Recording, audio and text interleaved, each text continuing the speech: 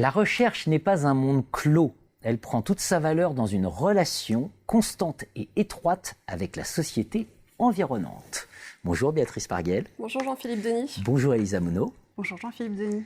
Vous êtes toutes deux co-autrices d'un article dans la Revue française de gestion avec Fanny Regnault, donc Université de Rennes, et Florence Benoît-Moreau, Université Paris-Dauphine. Béatrice, vous êtes à Dauphine, CNRS. Et Elisa, vous êtes... Alors maintenant, c'est un nouveau nom. Oui, tout à fait. C'est CY, Cergy Paris Université. Cergy Paris Université, donc Université de Cergy-Pontoise, renommée CY. Finalité sociétale de la recherche en marketing. J'ai cité, alors c'est pas de vous, hein, cette citation. Alors non, c'est pas de nous. C'est d'un historien qui s'appelle Caspi et qui a beaucoup écrit sur l'histoire du CNRS. Voilà, et donc qui nous dit qu'il faut être en relation constante et étroite. C'est ça la généalogie de votre papier sur les finalités sociétales dans la recherche francophone en marketing? C'est un petit peu ça. C'est un projet qu'on avait commencé à imaginer à partir de 2011-2012. Et à l'époque, on sortait tout un petit peu d'une thèse en marketing. Et peut-être que la question qu'on avait probablement trop entendue, c'était celle de la pertinence de nos finalités managériales.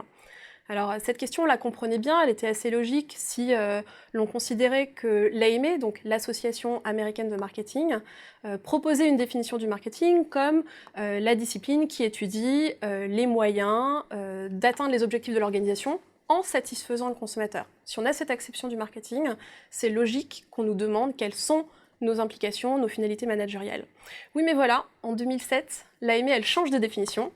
Et elle se met à introduire la société civile parmi les parties prenantes du marketing. Et à partir de là, ça nous semblait tout aussi logique d'avoir des questions sur les finalités managériales que sur les finalités sociétales de la recherche en marketing. Et c'est un peu en suivant cette idée-là qu'on s'est dit qu'on allait faire une recherche sur la place des finalités sociétales versus managériales dans la recherche francophone en marketing.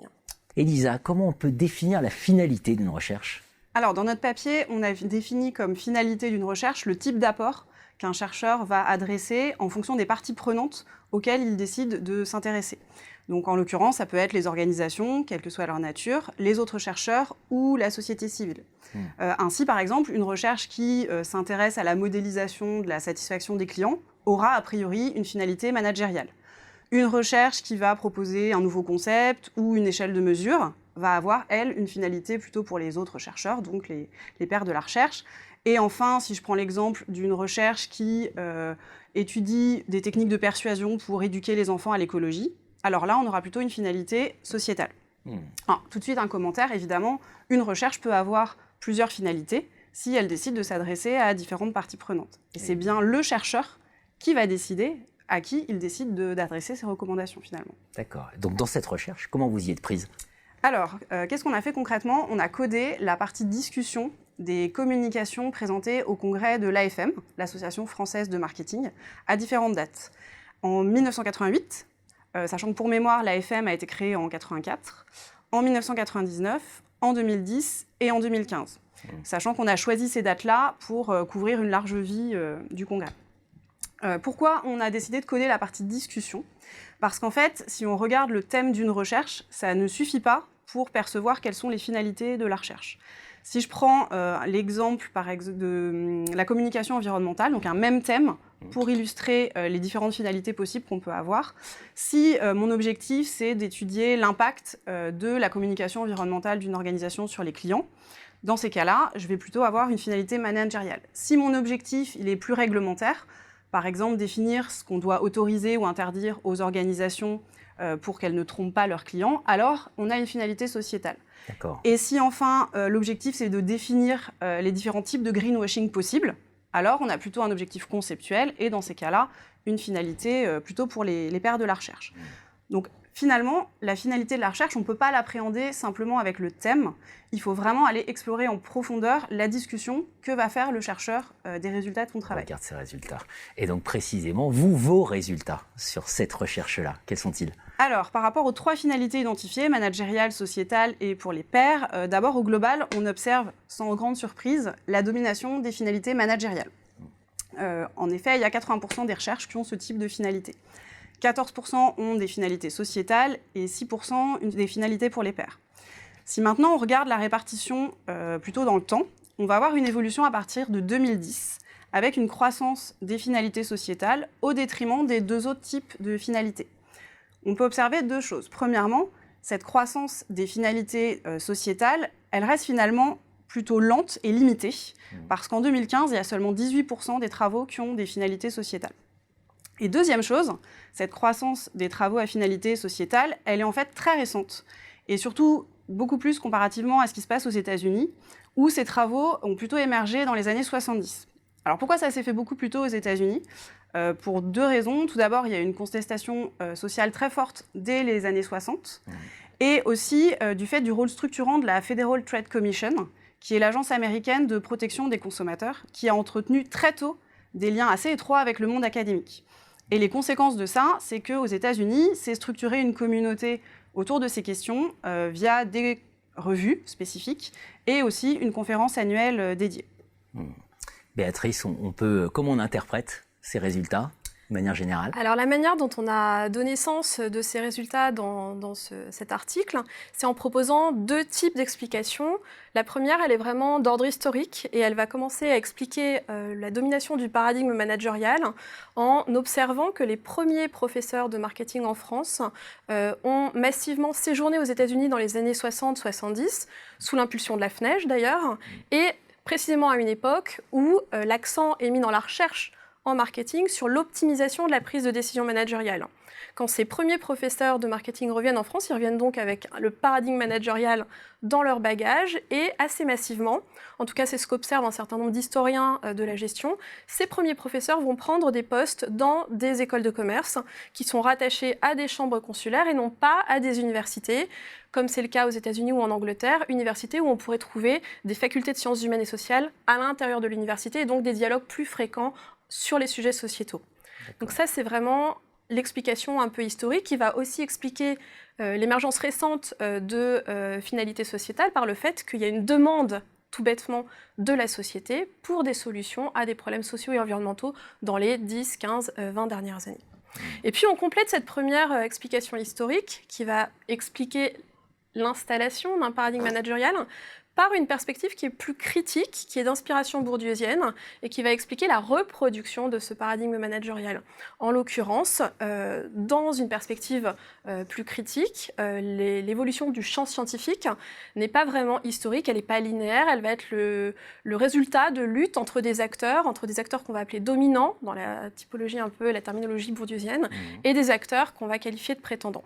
Et chez Bourdieu, dans le champ académique, les chercheurs dominants vont chercher à sécuriser leur position en imposant une certaine définition de la science, c'est-à-dire qu'ils vont définir quels sont les sujets qu'il est légitime d'aborder, quelles sont les méthodologies ou les théories qu'il est légitime d'utiliser, et ça va leur permettre de protéger leur position au sein du champ scientifique. À partir de là, la définition légitime de la science, elle va se diffuser par différentes institutions. La première, ça va être l'enseignement. Les dominants donnent des cours qui sont plutôt d'inspiration managériale, puisque ça correspond au paradigme qui les a portés, qui a fait leur carrière. Ils écrivent des manuels qui sont conformes au paradigme managérial, et donc du coup, le paradigme managérial se diffuse de génération en génération. Et puis, il y a les revues. Les revues, c'est une autre institution de reproduction du paradigme managérial, avec différents mécanismes. Premier mécanisme, les revues travaillent toutes avec des grilles d'évaluation. Et ce qu'on peut observer, c'est qu'il y a très souvent des items sur la pertinence des recommandations aux finalités managériales du manuscrit. Il n'y en a jamais sur la pertinence des finalités sociétales. Premier mécanisme. Deuxième mécanisme, les grandes revues utilisent plutôt des chercheurs plutôt experts, plutôt seniors comme relecteurs. Ces chercheurs ont eux-mêmes été formés dans un paradigme managérial et vont, par le biais de leur évaluation et de leurs recommandations de publication, probablement promouvoir aussi une sorte de paradigme managérial. Et puis le troisième mécanisme, il est plus subtil, il est davantage d'ordre rhétorique, et on l'a retrouvé dans certains verbatims de certains des pères fondateurs de l'AFM, qui tendraient à dire « oui, alors les recherches sociétales sont finalement moins rigoureuses sur le plan scientifique et donc moins légitimes à publier. » Donc finalement, si on résume, si on veut exister dans le champ, il va falloir publier, et pour publier, il va falloir se soumettre au paradigme managérial. C'est très clair. Face à cela, Les chercheurs prétendants, alors qu'est-ce qu'ils peuvent faire? Donc, ce qu'on a pu trouver dans le matériel qu'on a pu analyser, c'est une sorte de continuum de stratégies qui sont plus des stratégies de succession vers des stratégies qui sont plus des stratégies de subversion. Donc quand on est dans la succession, on fait rentrer un peu de sociétal, tout en respectant le fait qu'il faut toujours avoir des finalités managériales. Donc une première manière de faire, c'est de se dire qu'on va avoir une recherche managériale, mais dans l'introduction, on va avoir un ancrage un peu sociétal. Il y a une crise économique, il y a une crise écologique, et donc du coup, ça amène le sujet. Une deuxième manière de faire, c'est d'avoir des finalités managériales toujours, mais sur des objets un peu plus sociétaux. Objectif, vendre plus, mais vendre des produits bio. Donc là, on est toujours dans le respect du paradigme managérial. Troisième manière de faire, on aligne 2 types de finalités. Donc on fait une recherche exactement comme d'habitude, mais on rajoute des finalités sociétales. Et puis après, on commence à s'éloigner de la succession, on va vers la subversion. Et donc dans ce cas-là, on va trouver des gens qui vont avoir très peu, comme l'a dit Elisa, mais des gens qui vont avoir des recommandations véritablement sociétales. Souvent, c'est plutôt des gens qui sont très très positivistes, parce que ça fait aussi partie du paradigme dominant en marketing. Et quand on l'est pas, on va plutôt être relégué dans des sessions spéciales. Et puis, le bout du continuum, c'est vraiment la stratégie de subversion avec des chercheurs qui se disent que finalement, ils ne vont plus assister au congrès mainstream et plutôt se tourner vers des congrès plus confidentiels et plus ouverts. Quelques recommandations finales pour des auteurs au vu de ce panorama? Alors, ce qu'on propose effectivement dans notre papier, c'est vraiment développer notre réflexibilité en tant que chercheur, à la fois en interrogeant vraiment systématiquement nos implications pour les différentes parties prenantes, mais aussi en envisageant leur acceptabilité d'un point de vue social et en discutant de cet aspect-là. Ça, c'est la première chose qu'on propose, et c'est d'autant plus important si on s'intéresse à des thématiques qui sont plus sociétales, comme la santé, la nutrition, évidemment les comportements responsables, mais aussi la protection de la vie privée, par exemple. Et ce qu'on propose aussi, c'est d'essayer de former les chercheurs de manière plus ouverte que ce qui est fait aujourd'hui à ces questions-là, et aussi de valoriser les revues qui intègrent ces finalités sociétales, justement pour encourager la prise en compte de la perspective sociétale dans la recherche en marketing.